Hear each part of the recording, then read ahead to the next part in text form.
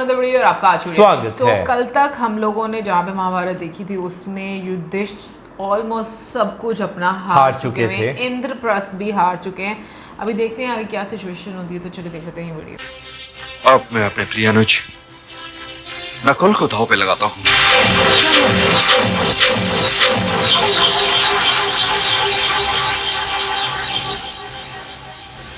भगवान के लिए इस द्यूत क्रीड़ा को आप यहाँ समाप्त कीजिए महाराज। परंतु जो दांव लग चुका है वो हाथ तो हो लेने दीजिए गंगा पुत्र। पांव से फेंको प्रिय युधिष्ठिर।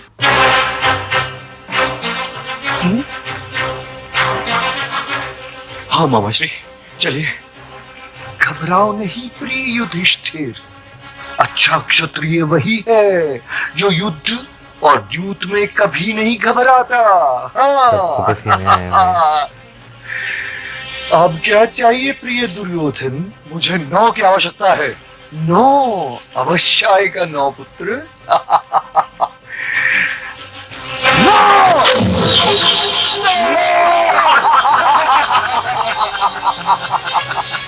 9 नकुल दास हुआ। दास प्रिय युधिष्ठिर लगाया ना अब क्या लगाओगे?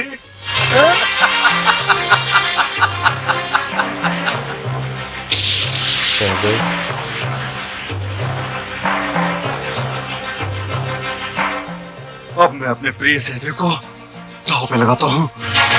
देव मेरी सेना तैयार है भांजे दुर्योधन। बोलो भांजे क्या करना चाहिए? हाँ मामा श्री हाँ भांजे मुझे 6 की आवश्यकता है। अवश्य भांजे। सहदेव लो भांजे सहदेव भी तुम्हारा दास हुआ। अब भीम और अर्जुन अब परेशान हो रहा है धृतराष्ट्र ना। भ्राता श्री आप क्या लगाते हो? अर्जुन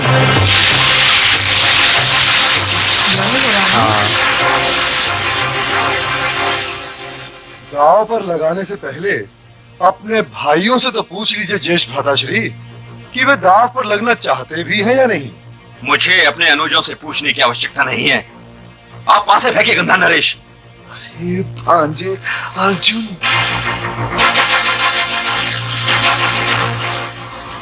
मामा श्री हाँ भांजे मुझे 8 की आवश्यकता है। अवश्य भांजे वीर अर्जुन के लिए तो 8 भी आएगा।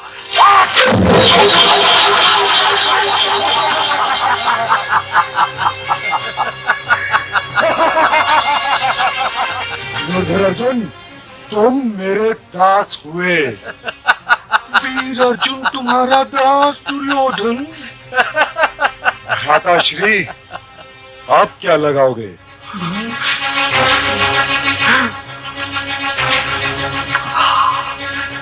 बोलो।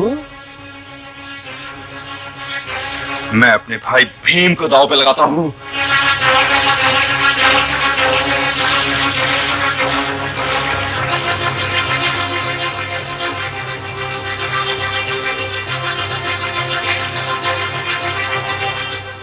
भांजे बलवान भीम। मामा श्री ओ बारा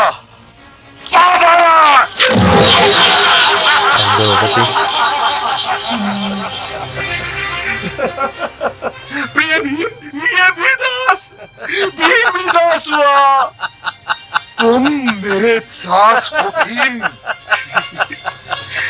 अब महाराज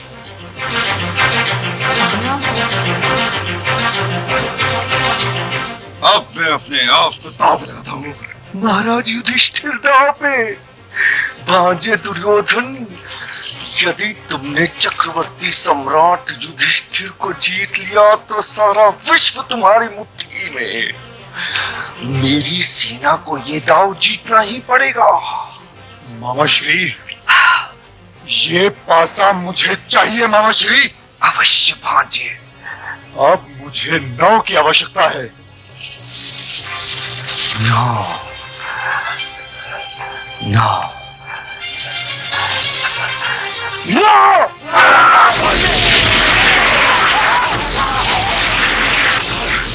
तलवार तोड़ दी।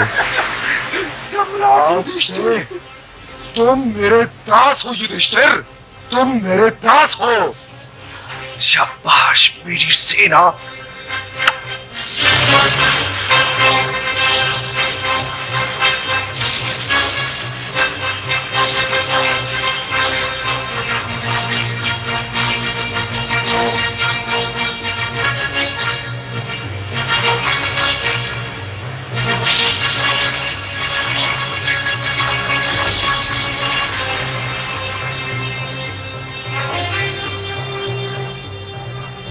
अब तो ये युद्ध समाप्त करना ही पड़ेगा, क्योंकि अब दांव पर लगाने के लिए मेरे पास कुछ नहीं है। कैसे नहीं महाराज?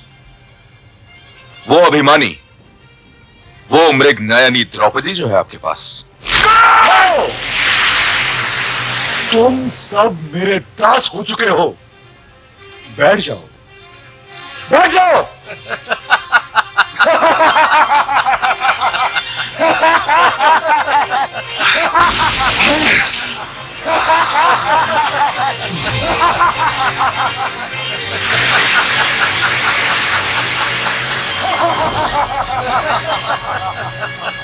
मेरे दास। महाराज, इस सभा में आपकी पुत्र वधू का नाम इस अनादर से लिया गया और आप ये सुनकर भी चुप रह गए। अपने इस पुत्र दुर्योधन को त्यागने का साहस कीजिए महाराज, नहीं तो ये कुरु राजघराने पर इतनी कालिख मलेगा कि गंगा जी का सारा जल इस कालिख को धोने के लिए कम पड़ जाएगा। इस अभिमानी काले कौवे को इस राजघराने के आंगन से हटा दीजिए महाराज, और मयूरों को आमंत्रित कीजिए कि वे आए और इस राजघराने को फिर से मान और सम्मान के योग्य बना दें। और यह शुभ कार्य करने में विलंब न कीजिए महाराज, विलंब न कीजिए, नहीं तो कुरु राजघराने का इतिहास आपको कभी क्षमा नहीं करेगा। काकाश्री, हस्तिनापुर नरेश के इतिहास से क्षमा मांगने की आवश्यकता नहीं है, क्योंकि इतिहास वीरों महावीरों का दास होता है। यदि आप केवल महामंत्री होते तो पिताश्री के चरणों की सौगंध, मैंने आपके शीश को आपकी गर्दन से यूं उखाड़ कर फेंक दिया होता, जैसे कि माली किसी वाटिका से अनचाही घास उखाड़ कर फेंक देता है। परंतु आप जैसे भी हैं, काकाश्री हैं। आप तो उस बिल्ली की भांति हैं जो उसी को पंजा मारती है, जो उसे अपनी गोद में बैठाकर खाना खिलाता है।